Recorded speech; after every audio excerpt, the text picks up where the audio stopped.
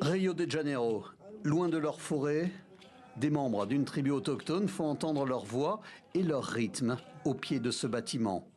Un hôtel dans lequel se déroule une vente aux enchères très particulière. Il s'agit d'accorder aux plus offrants des parcelles de champs gaziers et pétroliers.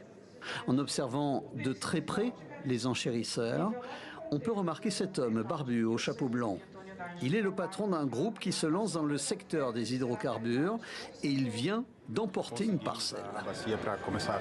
Nous avons obtenu cet espace pour commencer à travailler et à explorer. Il y a là un très bon potentiel pétrolier et gazier. Nous avons conclu un partenariat avec un groupe chinois. 34 parcelles ont été achetées durant cette vente. Au total, 146 000 km². Cela représente 3 fois la superficie de la Suisse. Les acquéreurs sont 2 consortiums. Le premier est composé du Brésilien Petrobras et du géant américain ExxonMobil. Le deuxième est le fruit de l'association entre le chinois CNPC et un autre américain, Chevron. Cette vente rapporte à l'État brésilien 180 millions de dollars. Mais surtout, le Brésil augmentera sensiblement sa production de pétrole. Le monde aura toujours besoin d'hydrocarbures. Ce pétrole devra donc bien venir de quelque part. Il vaut mieux qu'il vienne du Brésil, car non seulement nous avons du pétrole, mais nous sommes capables de le produire avec de faibles émissions de CO2.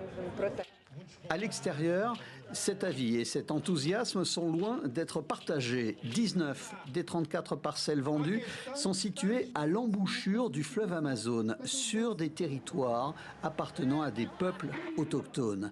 La colère est dirigée vers un homme en particulier. Le président Lula avait promis d'être là pour nous défendre. Aujourd'hui, il vend le pétrole aux enchères à l'embouchure de l'Amazone. Nous avons fait 2000 km pour venir ici manifester à Rio.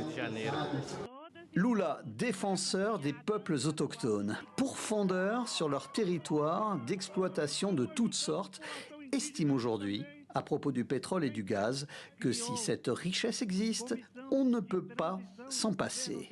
Le président Lula sera le maître de cérémonie de la prochaine édition de la COP, une conférence de l'ONU sur le climat, qui se tiendra en novembre à Belém, dans la forêt amazonienne.